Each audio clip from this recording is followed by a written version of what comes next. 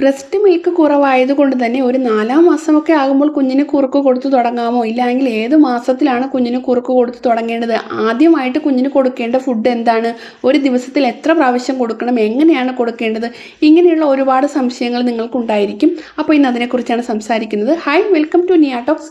നിങ്ങൾ ആദ്യമായിട്ടാണ് ചാനൽ കാണുന്നതെങ്കിൽ സബ്സ്ക്രൈബ് ചെയ്യാനായിട്ട് മറക്കണ്ട. ഏറ്റവും കൂടുതൽ പേർക്കുണ്ടാകുന്ന സംശയമാണ് 5 മാസം കംപ്ലീറ്റ് ആകുമ്പോഴാണോ അതോ 6-ാം മാസത്തിൻ്റെ തുടക്കത്തിലാണോ ഇനി 6 മാസം കംപ്ലീറ്റ് ആയതിന് ശേഷമാണോ കുഞ്ഞിന് ആദ്യമായിട്ട് സോളിഡ് ഫുഡ് കൊടുക്കേണ്ടതെന്നുള്ള സംശയം പലരിലും ഉണ്ടാകുന്നതാണ്. എന്നാൽ കുഞ്ഞിന് 6 മാസം കംപ്ലീറ്റ് ആയതിന് ശേഷം മാത്രമാണ് കുഞ്ഞിന് ആദ്യമായിട്ട് കുറുക്കുകൾ കൊടുത്തു തുടങ്ങേണ്ടത്. അതായത് കുഞ്ഞ് ജനിച്ച് 180 ദിവസം കംപ്ലീറ്റ് ആയതിനു ശേഷമാണ് കുഞ്ഞിന് സോളിഡ്സ് സ്റ്റാർട്ട് ചെയ്യേണ്ടത്. അതുപോലെ ചില അമ്മമാർക്ക് ചിലപ്പോൾ പാലുണ്ടായിരിക്കത്തില്ല, അപ്പോൾ ആ കുഞ്ഞുങ്ങൾ കംപ്ലീറ്റ് ആയിട്ട് ഫോർമുല മിൽക്ക് ആയിരിക്കും കുടിക്കുന്നത്. അതുപോലെ തന്നെ വർക്കിംഗ് വുമൺ ആയിരിക്കും നിങ്ങൾ. അപ്പോൾ അങ്ങനെ വരുന്ന അമ്മമാരാണ് എങ്കിലും ചിലപ്പോൾ ഒരു 3 മാസം റെസ്റ്റ് ലീവൊക്കെ കഴിഞ്ഞിട്ട് പിന്നെ ഓഫീസിലേക്ക് പോകേണ്ടി വരുന്ന സാഹചര്യത്തിലും പിന്നീട് അങ്ങോട്ട് കുഞ്ഞിന് ബ്രസ്റ്റ് ഫീഡിങ് ചെയ്യാനായിട്ട് പറ്റിയെന്ന് വരില്ല.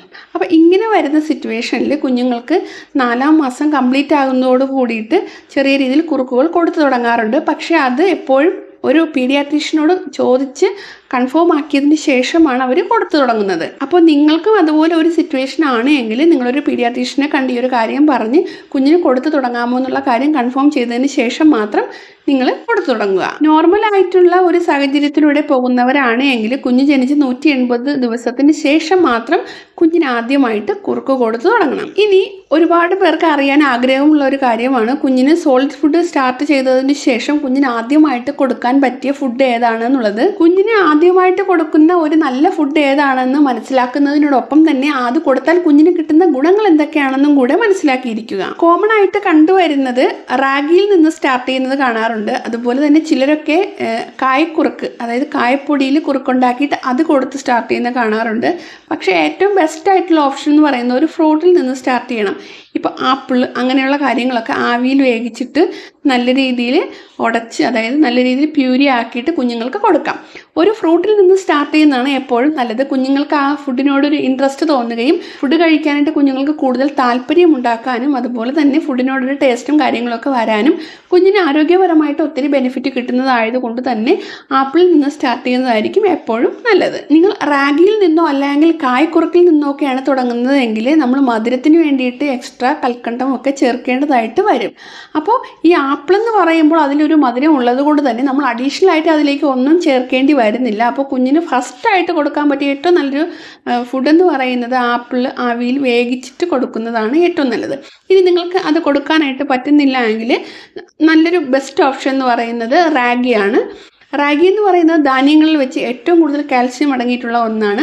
കുഞ്ഞുങ്ങളുടെ എല്ലുകളുടെ വളർച്ചയ്ക്ക്, പ്രത്യേകിച്ച് ബോണിൻ്റെ ആരോഗ്യം, അതുപോലെ പല്ലുകളൊക്കെ വരുന്ന ഒരു സമയമായതുകൊണ്ട് തന്നെ അതിൻ്റെ ആരോഗ്യത്തിനും വളർച്ചയ്ക്കുമൊക്കെ വളരെയധികം ഈ ഒരു കാൽസ്യം സപ്പോർട്ട് ചെയ്യുന്നുണ്ട്. അതുകൊണ്ട് തന്നെ റാഗി കൊടുക്കുന്നതും നല്ലതാണ്.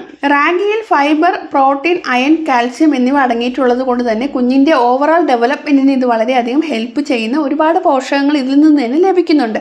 അതുകൊണ്ട് റാഗി കൊടുക്കുന്നതും നല്ലതാണ്. ഫൈബർ കണ്ടന്റ് കൂടുതലായിട്ട് റാഗിയിൽ അടങ്ങിയിരിക്കുന്നത് കൊണ്ട് തന്നെ ദഹനം വളരെ ഈസി ആയിട്ട് നടക്കാനായിട്ട് ഇത് ഹെൽപ്പ് ചെയ്യും. കുഞ്ഞുങ്ങൾക്ക് ആദ്യമായിട്ട് ഫുഡ് കൊടുക്കുമ്പോൾ പല അമ്മമാർക്കുമുള്ള സംശയമാണ് ഇത് ദഹിക്കാനായിട്ട് എന്തെങ്കിലും ബുദ്ധിമുട്ടുണ്ടാകുമോ എന്ന്. റാഗിയിൽ ധാരാളമായിട്ട് ഫൈബർ അടങ്ങിയിരിക്കുന്നത് കൊണ്ട് തന്നെ ദഹന സംബന്ധമായിട്ടുള്ള യാതൊരു പ്രശ്നങ്ങളും ഇതിൽ നിന്ന് ഉണ്ടാകുന്നില്ല. റാഗിയിൽ കുഞ്ഞിന്റെ വളർച്ചയ്ക്ക് ആവശ്യമായിട്ടുള്ള പോഷകങ്ങൾ അടങ്ങിയിരിക്കുന്നത് കൊണ്ട് തന്നെ കുഞ്ഞുങ്ങളുടെ തൂക്കം കൃത്യമായിട്ട് കൂടുന്നതിനും കുഞ്ഞുങ്ങളുടെ വളർച്ചയ്ക്കും ഇത് വളരെയധികം ഹെൽപ്പ് ചെയ്യുന്നുണ്ട്. ഇപ്പോൾ നിങ്ങൾക്ക് കുഞ്ഞിന് ആദ്യമായിട്ട് കൊടുത്തു തുടങ്ങേണ്ട 2 ഫുഡ് ഐറ്റത്തെ കുറിച്ച് മനസ്സിലായിട്ടുണ്ടായിരിക്കും. ഇനി ഈ ഫുഡ് ആദ്യമായിട്ട് കുഞ്ഞിന് കൊടുക്കുന്ന സമയത്ത് എന്തൊക്കെ കാര്യങ്ങളാണ് ശ്രദ്ധിക്കേണ്ടതെന്ന് നോക്കാം. നിങ്ങളുടെ കുഞ്ഞിന് ആപ്പിളാണ് ആദ്യമായിട്ട് നിങ്ങൾ കൊടുക്കുന്നതെങ്കിൽ അതിൻ്റെ തൊലിയെല്ലാം റിമൂവ് ചെയ്തതിന് ശേഷം ആവിയിൽ വേവിച്ചെടുക്കണം. ഒരിക്കലും വെള്ളത്തിൽ വേവിച്ചിട്ടെടുക്കരുത്. ആവിയിൽ വേവിച്ചെടുത്തതിന് ശേഷം മിക്സിയിൽ അരച്ച് നല്ല പ്യൂരി ഫോമിലാക്കിയിട്ട് കുഞ്ഞുങ്ങൾക്ക് കൊടുക്കാം.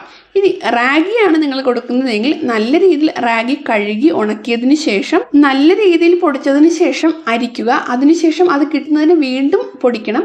അങ്ങനെ ഒരു 3 സ്റ്റെപ്പായിട്ട് പൊടിച്ച് അരിച്ചതിന് ശേഷം വേണം കുഞ്ഞുങ്ങൾക്ക് റാഗി കുറുക്ക് ഉണ്ടാക്കാനായിട്ട്. വെള്ളത്തിൽ റാഗി പൗഡർ ഇട്ടതിന് ശേഷമാണ് നിങ്ങൾ പതിയെ ലോ ഫ്ലെയിമിൽ വെച്ചിട്ട് ഈ ഒരു കുറുക്കുണ്ടാക്കി കൊടുക്കേണ്ടത്. റാഗി കുറുക്കുണ്ടാക്കുന്ന സമയത്ത് പലർക്കുമുള്ള സംശയമാണ് ഇതിലേക്ക് മധുരം എന്തെങ്കിലും ആഡ് ചെയ്യേണ്ടതുണ്ടോ എന്ന്.